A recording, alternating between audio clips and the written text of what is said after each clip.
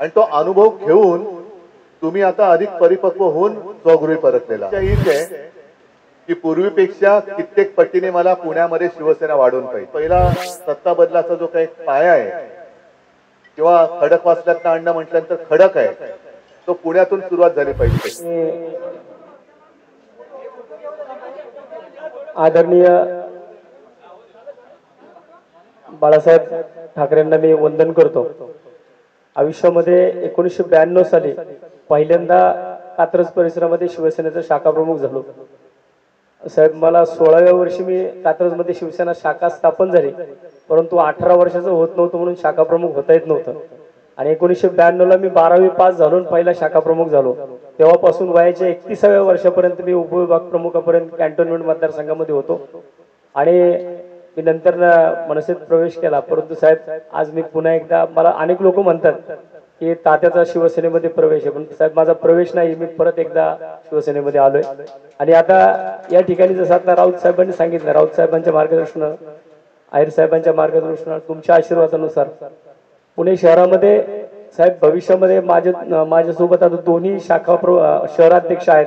संपूर्ण नगरसेवक गेले 15 वर्ष सातत्याने मी महानगरपालिकेमध्ये असल्यामुळं शहराचा विरोधी पक्षनेता होतो। प्रशासनासोबत माझं अतिशय चांगलं काम आहे आणि भविष्यामध्ये या 10 नगरसेवकांचे साहेब भविष्यात आपल्याला मिनिमम आतापर्यंत जेवढे नगरसेवक नव्हते 25 पेक्षा जास्त नगरसेवक या पुणे महानगरपालिकेमध्ये आम्ही सर्वजण मिळून शहरामध्ये एक ताकद उभी करू एवढं आज सांगतो। आणि आपण मला या ठिकाणी पुन्हा एकदा शिवसेनेमध्ये बोलवलं। माझे जवळजवळ 17 शाखा अध्यक्ष, 5 उपविभाग अध्यक्ष, 1 शहराध्यक्ष, 2 सचिव, महिला आघाडीच्या 5 शाखा अध्यक्ष यांच्या सर्वांसह मी आज या ठिकाणी जे पदावरती होते 12 मार्चला ज्या दिवशी मी महाराष्ट्र नवनिर्माण सेनेचा राजीनामा दिला त्याच दिवशी या सर्व लोकांनी माझ्यासोबत पक्षाचा राजीनामा दिला आणि आज आम्ही सर्वजण आम्ही परत एकदा स्वगृही परतलोय।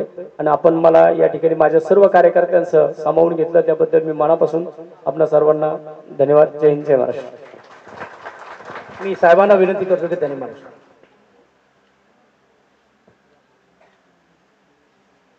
तुम्ही सर्व पहिले शिवसैनिक म्हटल्यानंतर सुरुवात काय करू बोलायला? वसंतराव, तुम्ही आणि तुमचे सहकारी म्हणून शिवसेनेत म्हणजे आपल्या स्वगृही परतलेल्या सर्व शिवसैनिक बांधवांना आणि भगिनी,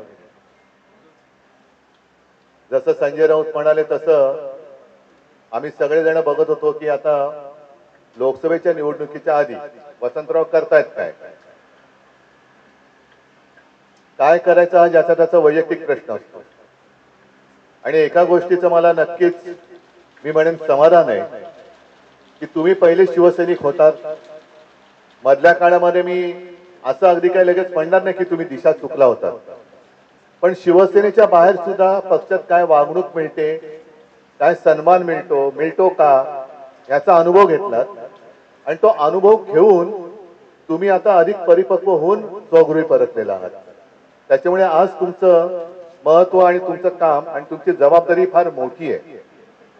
साहजिकच आहे, मी आतमध्ये शिवबंधन तुम्हाला आणि तुमच्या सहकार्याने बांधत असताना काही जण मला म्हणाले की आम्ही सुद्धा पहिले शिवसैनिक होतो। मग आता तुम्हाला सगळ्यांना शिवसैनिक होतात आणि शिवसेना सोडल्याबद्दल शिक्षा तर झाली पाहिजे आणि ती वसंतरावनं पण झाली पाहिजे, हो की नाही? बघा आता हे सगळे म्हणतात हो शिक्षा झाली पाहिजे की नाही, अरे हो की नाही? तुम्हाला पण मिळणार शिक्षा। आणि शिक्षा हीच आहे की पूर्वीपेक्षा कित्येक पटीने मला पुण्यामध्ये शिवसेना वाढवून पाहिजे। ही वाढवण्याची जबाबदारी ही, शिक्षा हा गमतीशीर शब्द आहे तो तसा या अर्थाने घेऊ नका, पण ही जबाबदारी म्हणून घ्या। कारण जरी पुण्यातनं तुम्ही आला असलात तरी गेल्या कालच्या लोकसभा निवडणुकीने महाराष्ट्राने नाही म्हटलं तरी देशाला एक दिशा दाखवलेली आहे। जी लोकशाही आपली धोक्यात आणली होती, संविधान धोक्यात आणलं होतं, त्या संविधानाचा रक्षक म्हणून शिवरायाचा महाराष्ट्र पुढे सरसावला आणि आपण जे नेहमी म्हणतो की महाराष्ट्र हा देशाला दिशा दाखवत आलेला आहे, ती दिशा महाराष्ट्राने दाखवली। आता ती होती ही लोकशाहीची आणि देशाच्या संविधानाच्या रक्षणाची होती। होणार आहे की गद्दारी, खोकेबाजी आणि लाचारीच्या विरुद्धची लढाई होणार आहे। महाराष्ट्राच्या अस्मितेच्या अस्तित्वाची लढाई होणार आहे। आणि पुणे म्हटल्यानंतर पुणे क्रांतिकारक विचारवंत हे सगळ्यांचं विद्येचं माहेरघर आहे. त्याच्यामुळे पुणे हे उद्याच्या सत्ता बदलाचं केंद्र असलं पाहिजे. आणि पहिला सत्ता बदलाचा जो काही पाया आहे किंवा खडकवासल्यात आणणं म्हटल्यानंतर खडक आहे तो पुण्यातून सुरुवात झाली पाहिजे. आणि लवकरात लवकर, कारण मी सुद्धा बरेच दिवसात पुण्यात आलेलो नाही, मध्ये लोकसभेच्या निमित्ताने आलो होतो, तुमच्या तिथे आलो होतो वाटतं वारजाला, पण खडकवासलाच होतं, खडकवासला. पण आता येईन तो माझ्या शिवसैनिकांचा मेळावा घ्यायला येईल, शिवसैनिकांचा. आणि त्यावेळेला शहरातली संपूर्ण आपले कार्यकर्ते सगळे शिवसैनिक हे एकत्र बोलवा. सगळ्यांसमोर मला यायचंच आहे, सगळ्यांच्या भेटीला यायचंच आहे. पण तूर्त वसंतराव तुम्हाला आणि तुमच्या सगळ्या सहकार्यांना शिवसेनेत पुन्हा सामावून घेताना मला नक्कीच आनंद होतोय. आणि तुमच्या माध्यमातून शिवसेना ही आणखी कित्येक पावलं पुण्यामध्ये पुढे जाईल. आणि तो जो एक काळ होता पुण्यात, एका काळी आपले शिवसेनेचे 5 आमदार होते, 5 आमदार होते आपले शिवसेनेचे. तो काळ पुन्हा आणायचा आहे मला. पुन्हा पूर्णपणे शिवसेना आणि भगवामय करायचं आहे. आणि तो भगवा तुम्ही सगळे मिळून तिकडे फडकाल ही खात्री बाळगतो. शुभेच्छा देतो. जय हिंद, जय महाराष्ट्र.